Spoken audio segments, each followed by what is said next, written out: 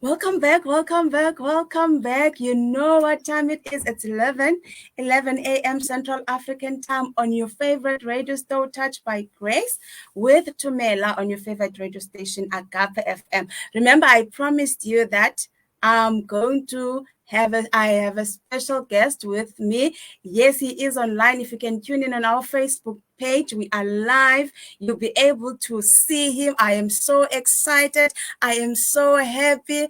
I don't know how to express my feelings right now, but Ntando, welcome to Agape Radio. It's such an honor and a pleasure to have you with us. Thank you so much for having me, Mrs. Thumela, and greetings to all your guests who are tuning in with us. Yes. Thank you so much once more. This month I had some awesome gentlemen. I said, you know what, this month I want to bring you all in. This show is about modelers, pageants, lifestyle, fashion, So I said, it's January.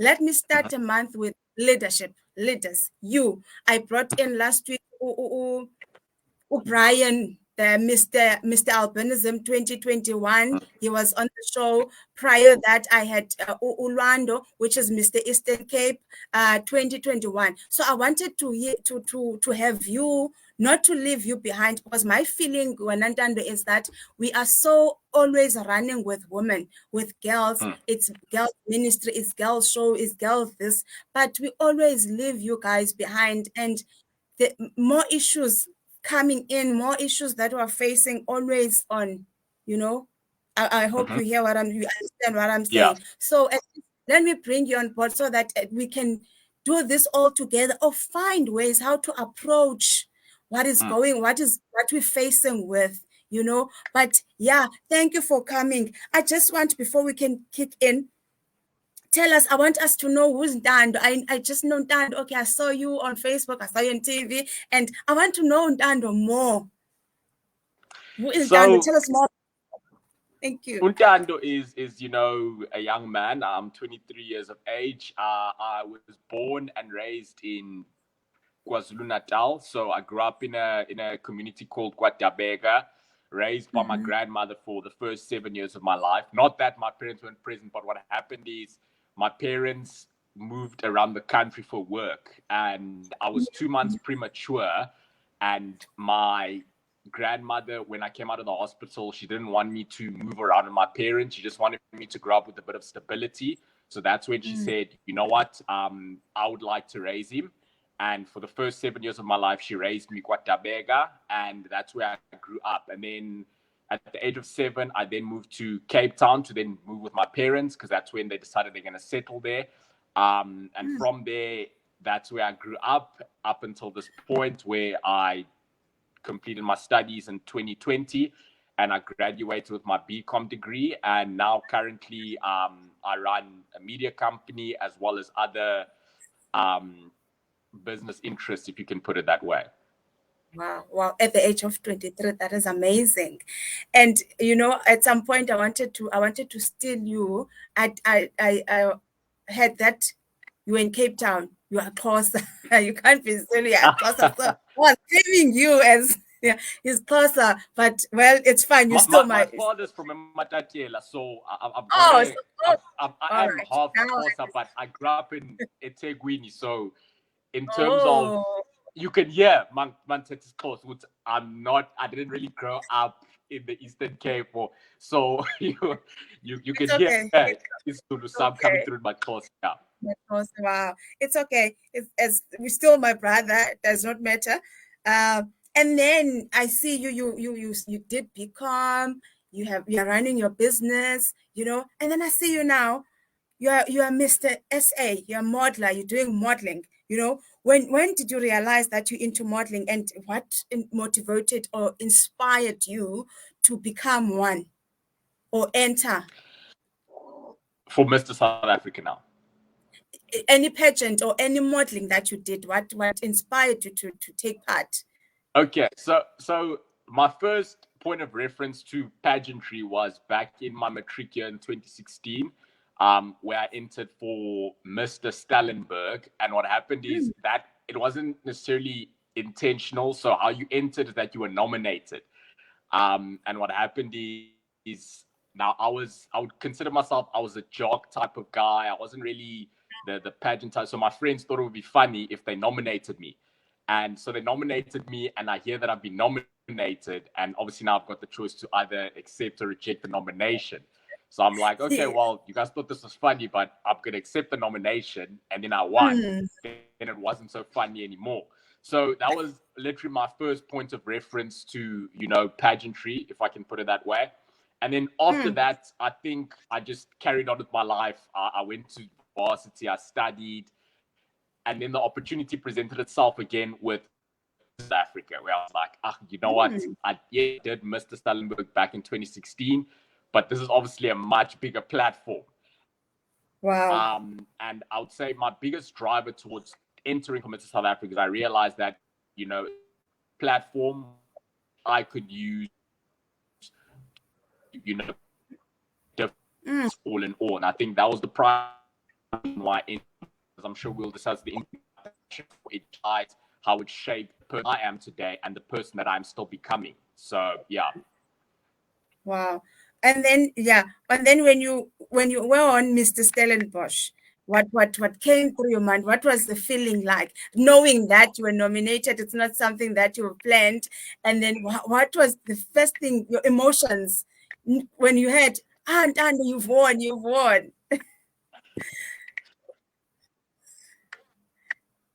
I would say it was surprising in the sense of, again, it's very weird.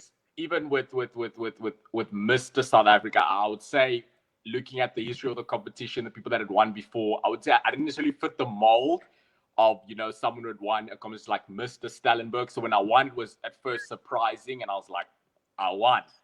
And again, that being said as well, I mean, it was a big honor and a big privilege in the sense of I now, hold this title and I represent something. And I have to be an ambassador. I have to be a role model.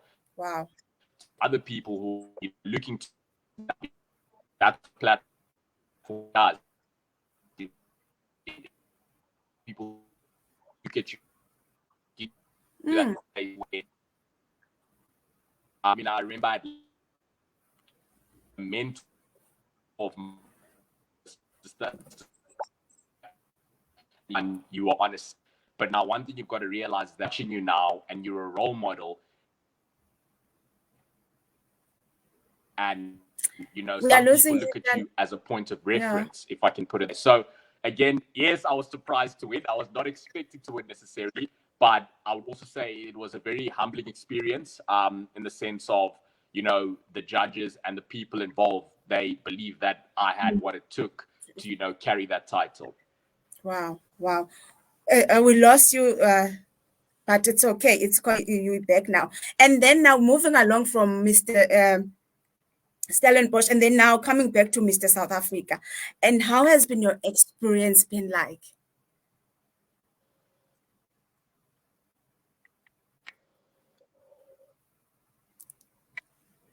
Can you hear me, Thando? Well, it's been life-changing. I must. Yes, I can hear you. Okay. Yes. So it's been life-changing, I must say, in the sense of, I've been on TV and things like that. But at the end of the day, I've also been able, to enter into people's spaces and lives and make a difference. And that's what this platform has afforded me to do, because at the end of the day, role model, you do become somewhat of a public figure. That being said, you now present an entire, country, if I can put it that way. So that's how my life has changed in that dynamic, where now I've got a lot more responsibility in terms of how I carry myself and how I represent the people that I represent. When you entered, were you aware, were you ready, or you wanted to just take part, or you knew that this is now what's going to happen in my life? Am I ready and I'm willing to do it?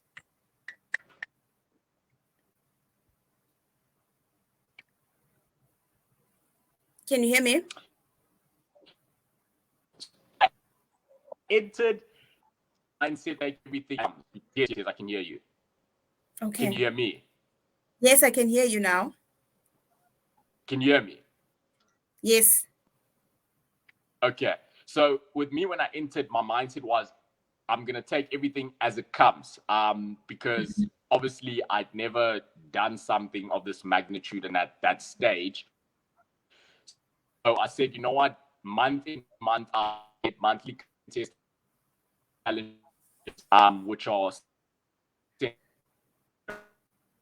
you know, etc. So you've got to rate yourself. You know, I'm going to take it month by month. I'm going to give every single challenge my best, and you know, based on what I put in, the outcome. I never really said, you know what, I'm going to go into this and I'm already looking at the end, because what I do in the process is what's going to determine what's going to happen at the end. So I took it as it came, month by month, and you know, at the end, it was enough. So I'll say, even for someone who wants to enter, I'll just say again, you know, you take it step by step, take it as it comes, focus on what you have to do right now. Because if you do that, eventually, if you've done enough, it will show at the end. Wow. It's amazing. Tell me now, you are a businessman, you are Mr. South Africa, I'm sure you have family. What would you say is the best approach towards life and work? How do you balance everything together?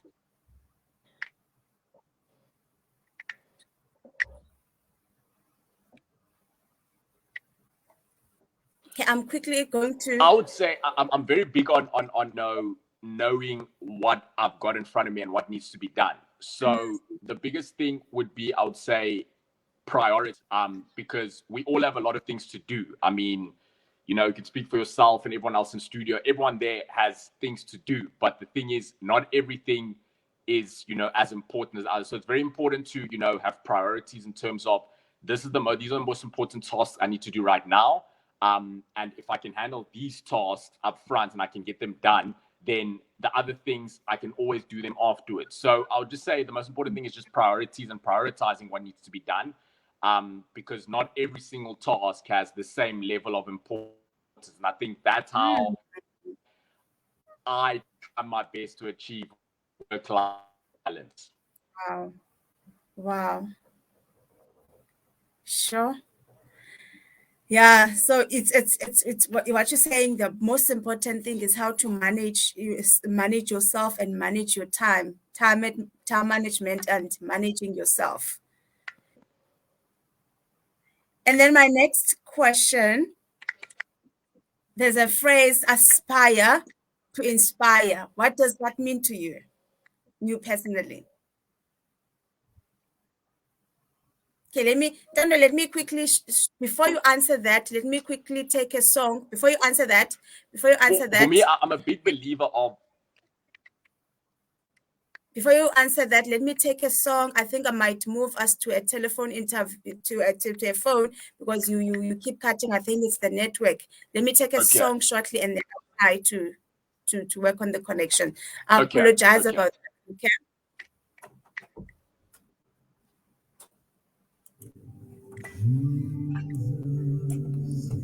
No problem.